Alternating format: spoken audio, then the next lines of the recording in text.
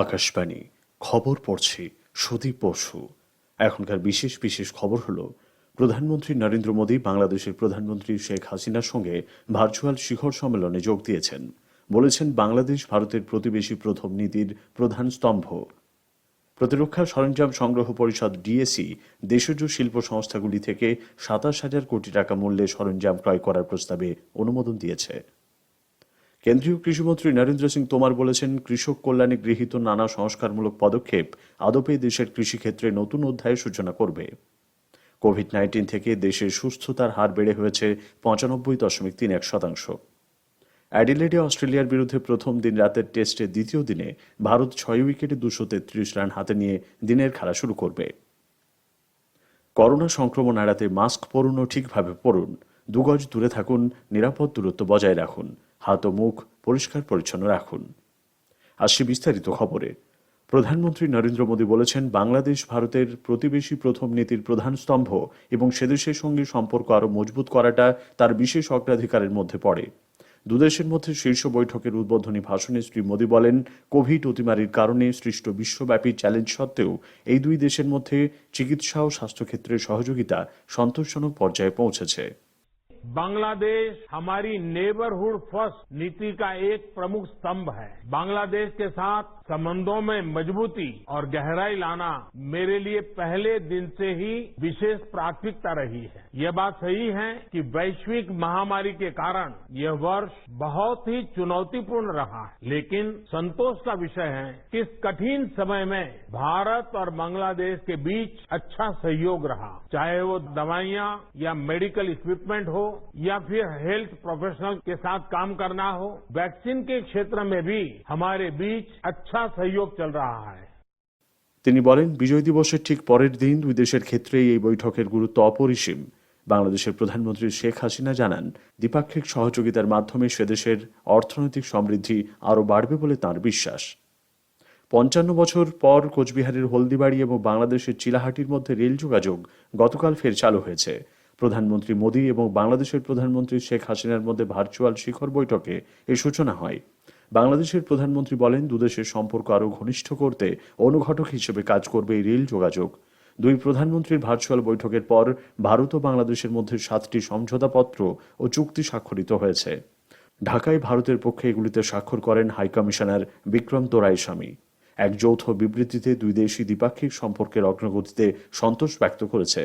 প্রধানমন্ত্রী নরেন্দ্র মোদী ভারতের corona vaccine হাতে এলেই বাংলাদেশের নাগরিকদের দেওয়ার আশ্বাস দিয়েছেন। ভ্যাকসিন উৎপাদনের নানা দিক নিয়েও ভারত বাংলাদেশকে সহযোগিতা এবং অংশীদারিত্বের প্রস্তাব দিয়েছে। প্রতিরক্ষা সরঞ্জাম সংগ্রহ পরিষদ ডিএসি দেশজ শিল্প সংস্থাগুলি থেকে ২৭,০০০ কোটি টাকা মূল্যের সরঞ্জাম ক্রয় করার একটি প্রস্তাবে অনুমোদন দিয়েছে। প্রতিরক্ষামন্ত্রী রাজনাথ সিংয়ের পৌরোহিত্যে গতকাল ডিএসির বৈঠক বসে। ২৮,০০০ কোটি টাকা ব্যয়ে ভারতীয় সেনা, নৌবাহিনী এবং বায়ুসেনার জন্য অস্ত্রশস্ত্র, সরঞ্জাম ও প্রতিরক্ষা সামগ্রী ক্রয় করা হবে। আমাদের সংবাদদাতা জানিয়েছেন, নতুন প্রতিরক্ষা সরঞ্জাম সংগ্রহ প্রণালী ২০২০-র আওতায় অস্ত্র ক্রয়ের লক্ষ্যে এটি ডিএসির প্রথম বৈঠক। সরকারের আত্মনির্ভর ভারত উদ্যোগের সঙ্গে সামঞ্জস্য রেখে এই সিদ্ধান্ত হয়েছে। যেসব সামগ্রী ক্রয় করা হবে তার মধ্যে রয়েছে বায়ুসেনার জন্য ডিআরডিও তৈরি আগাম সতর্কীকরণ ব্যবস্থা, নৌসেনার জন্য আধুনিক নজরদার যান এবং ভারতীয় সেনার জন্য মডিউলার ব্রিজ। কেন্দ্রীয় কৃষিমন্ত্রী নরেন্দ্র সিং তোমার বলেছেন, কৃষক কল্যাণে গৃহীত নানা সংস্কারমূলক পদক্ষেপ আদপে দেশের কৃষিক্ষেত্রে নতুন অধ্যায়ের সূচনা করবে। ভারতের কৃষকরা আরও বেশি স্বাধীনতা পাওয়ার সঙ্গে সঙ্গে তাদের ক্ষমতায়নও ঘটবে। গতকাল কৃষকদের উদ্দেশ্যে লেখা এক খোলা চিঠিতে কৃষিমন্ত্রী বলেন, যাতে কেউ বৈষম্যের শিকার না হন সেই লক্ষ্যে নরেন্দ্র মোদী সরকার সবকা সাথ, সবকা বিকাশ, সবকা বিশ্বাসের বার্তা নিয়ে এগিয়ে চলেছে।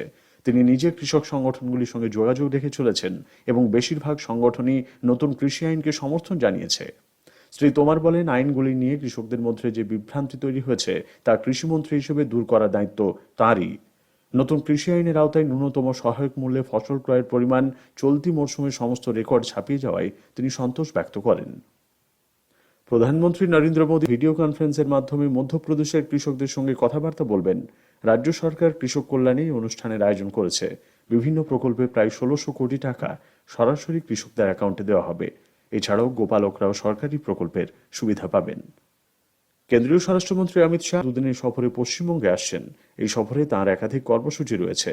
কলকাতায় পৌঁছে তিনি যাবেন মেদিনীপুর, সেখানে তিনি কৃষকদের সঙ্গে কথা বলবেন। কেন্দ্রীয় স্বরাষ্ট্রমন্ত্রী একটি জনসভাতেও যোগ দেবেন বলে জানা গেছে। মেদিনীপুরে কেন্দ্রীয় স্বরাষ্ট্রমন্ত্রীর আরও কর্মসূচি রয়েছে। পরের দিন 20 ডিসেম্বর কেন্দ্রীয় স্বরাষ্ট্রমন্ত্রীর শান্তিনিকেতনে যাওয়ার কথা। বোলপুরে একটি জনসভায় তিনি ভাষণ দেবেন। পশ্চিমবঙ্গের মন্ত্রিসভার প্রাক্তন সদস্য শুভেন্দু অধিকারী তৃণমূল কংগ্রেস ত্যাগ করেছেন। তৃণমূল কংগ্রেস নেত্রী মুখ্যমন্ত্রী মমতা ব্যানার্জিকে চিঠি দিয়ে তিনি দলের সদস্য পদেও ইস্তফা দিয়েছেন। আগেই বিধায়ক পদে ইস্তফা দিয়েছিলেন শুভেন্দু। এদিকে পশ্চিম বর্ধমানে তৃণমূল কংগ্রেস জেলা সভাপতি জিতেন্দ্র তিওয়ারিও দল ছেড়েছেন। দুপুরে আসানসোলের পুর প্রশাসক পদে ইস্তফা দেন তিনি। দল ছেড়েছেন রাজ্যের প্রাক্তন বস্ত্র ও আবাসন মন্ত্রী শ্যামাপ্রসাদ মুখোপাধ্যায়ও। বিধানসভা নির্বাচনের প্রস্তুতি খতিয়ে দেখতে উপনির্বাচন কমিশনার সুদীপ জৈনের নেতৃত্বে নির্বাচন কমিশনের দল দক্ষিণবঙ্গের সব জেলা শাসক, পুলিশ সুপার এবং পুলিশ কমিশনারের সঙ্গে আইন শৃঙ্খলা পরিস্থিতি পর্যালোচনা করেছেন। মুখ্য সচিব আলাপন বন্দ্যোপাধ্যায়, স্বরাষ্ট্র সচিব হরিকৃষ্ণ দ্বিবেদী এবং রাজ্য পুলিশের মহানির্দেশক বীরেন্দ্রর সঙ্গেও বৈঠক করেন তাঁরা। উল্লেখ্য, করোনা পরিস্থিতির জন্য এবছরই প্রথম বৈঠকে স্বাস্থ্য সচিব নারায়ণ স্বরূপ নিগম উপস্থিত ছিলেন। পরে তারা সবকটি স্বীকৃত রাজনৈতিক দলের প্রতিনিধিদের সঙ্গেও বৈঠক করেন। খবর শুনছেন আকাশবাণী থেকে। কোভিড-19-এর বিরুদ্ধে লড়াইয়ে ভারত আরও একটি গুরুত্বপূর্ণ মাইলফলক অতিক্রম করেছে। দেশে লাগাতার অ্যাক্টিভ কেসের সংখ্যা কমতে থাকায় বর্তমানে তা 3.24% নেমেছে। বর্তমানে এই সংখ্যা 3,22,000। গতকাল একদিনে 24,010 জন নতুন করে সংক্রমিত হয়েছেন। গত 4 মাসের মধ্যে দৈনিক সংক্রমণ সংখ্যার নিরিখে এটি অন্যতম কম। 94,89,000-এর বেশি মানুষ সুস্থ হয়ে ওঠায় জাতীয় আরোগ্যের হার আরও কিছুটা বৃদ্ধি পেয়ে হয়েছে 95.31%। পশ্চিমবঙ্গে সামান্য কমেছে দৈনিক করোনা সংক্রমণ। গতকাল একদিনে রাজ্যে করোনা ভাইরাসে নতুন করে আক্রান্ত 2,245 জন। দৈনিক সুস্থতার হারও কিছুটা বেড়েছে। একদিনে সুস্থ হয়েছেন 2,747 জন। এই নিয়ে রাজ্যে মোট করোনাজয়ী সংখ্যা 5 লক্ষ ছাড়ালো। সুস্থতার হার 94.56%। গত 24 ঘন্টায় করোনার কারণে প্রাণ হারিয়েছেন 44 জন। এদিকে দেশে তৈরি কোভিড-19 টিকা কোভ্যাক্সিনের প্রথম দফার ক্লিনিক্যাল ট্রায়ালে খুব ভালো ফল পাওয়া গেছে। হায়দ্রাবাদ ভিত্তিক ভারত বায়োটেক এবং আইসিএমআর যৌথ উদ্যোগে প্রস্তুত কোভ্যাক্সিন যাদের শরীরে পরীক্ষামূলকভাবে প্রয়োগ করা হয়েছিল তাদের কোনো গুরুতর পার্শ্ব প্রতিক্রিয়া দেখা যায়নি। আইসিএমআর জানিয়েছে 2 থেকে 8 ডিগ্রি সেলসিয়াস তাপমাত্রায় এই টিকা সংরক্ষণ করা যায়। চীনে হিমায়িত মাংসে করোনা ভাইরাসের সন্ধান পাওয়া গেছে। এই প্রথম চীনের কোম্পানির উৎপাদিত প্যাকেটজাত খাবারের মধ্যে কোভিড ভাইরাসের সন্ধান মিলল। পূর্ব চীনের আনহুই প্রদেশে একটি দেশীয় সংস্থার উৎপাদিত মাংস প্যাকেটে SARS-CoV-2 এর নমুনা পাওয়া গেছে। স্থানীয় প্রশাসনিক সূত্রে জানানো হয়েছে, ওই সংস্থার সব কর্মীদের স্বাস্থ্য পরীক্ষার ব্যবস্থা করা হলেও তাদের কেউই কোভিড পজিটিভ নন। এদিকে করোনা ভাইরাসের উৎস সন্ধানে বিশ্ব স্বাস্থ্য সংস্থা WHO নেতৃত্বাধীন একটি আন্তর্জাতিক তদন্তকারী দল জানুয়ারি মাসের প্রথম সপ্তাহে চীন সফর করবে। আন্তর্জাতিক এই তদন্ত দলে 12 থেকে 15 জন বিশেষজ্ঞ থাকবেন বলে জানা গেছে। যানবাহন চলাচল ব্যবস্থাকে আরও মসৃণ করে তুলতে কেন্দ্রীয় সরকার আগামী 2 বছরের মধ্যে দেশের সব টোল প্লাজা ধাপে ধাপে তুলে দেওয়ার সিদ্ধান্ত নিয়েছে। গতকাল অ্যাসোচেম আয়োজিত এক অনুষ্ঠানে যোগ দিয়ে কেন্দ্রীয় সড়ক পরিবহন মন্ত্রী নীতিন গডকরি বলেন, ভবিষ্যতে গাড়ির সঙ্গে লিঙ্ক করা ব্যাংক অ্যাকাউন্ট থেকেই সব যানবাহনের টোলের টাকা স্বয়ংক্রিয়ভাবে কেটে নেওয়া হবে। এর জন্য রাশিয়া সরকারের সহযোগিতায় জিপিএস প্রযুক্তি ব্যবহার করার কাজ চূড়ান্ত পর্যায়ে রয়েছে বলে তিনি জানিয়েছেন। অ্যাডিলেডে দিনরাতের ক্রিকেট টেস্টে দ্বিতীয় দিনে ভারত 6 উইকেটে 233 রান হাতে নিয়ে দিনের খেলা শুরু করবে। রবিচন্দ্রন অশ্বিন 15 এবং ঋদ্ধিমান সাহা 9 রানে অপরাজিত আছেন। টসে জিতে ভারত ব্যাট করার সিদ্ধান্ত নেয়। মাত্র 32 রানে 2 উইকেট পড়ে যাবার পর অধিনায়ক বিরাট কোহলি চেতেশ্বর পূজারাকে নিয়ে অবস্থা সামাল দেন। কোহলি 74 রানে রান আউট হয়ে যান। পূজারা 43, আজিঙ্কা রাহানে 42 রান করেছেন। ইন্ডিয়ান সুপার লিগ আইএসএল ফুটবলে বেঙ্গালুরু এফসি গত সন্ধ্যায় 2-1 গোলে ওড়িশা এফসিকে পরাজিত করেছে। বিরতিতে বেঙ্গালুরু এফসি 1-0 গোলে এগিয়েছিল। আজকের খেলায় জামশেদপুর নর্থ ইস্ট ইউনাইটেডের মুখোমুখি হবে। খেলা শুরু হবে সন্ধ্যে 7:30টায়। শেষ করার আগে খবরের বিশেষ কিছু অংশ আরেকবার। প্রধানমন্ত্রী নরেন্দ্র মোদী বাংলাদেশের প্রধানমন্ত্রী শেখ হাসিনার সঙ্গে ভার্চুয়াল শিখর সম্মেলনে যোগ দিয়েছেন। বলেছেন, বাংলাদেশ ভারতের প্রতিবেশী প্রথম নীতির প্রধান স্তম্ভ।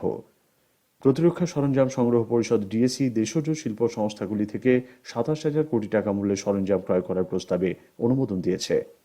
কেন্দ্রীয় কৃষিমন্ত্রী নরেন্দ্র সিং তোমার বলেছেন, কৃষক কল্যাণে গৃহীত নানা সংস্কারমূলক পদক্ষেপ আদপে দেশের কৃষিক্ষেত্রে নতুন অধ্যায়ের সূচনা করবে।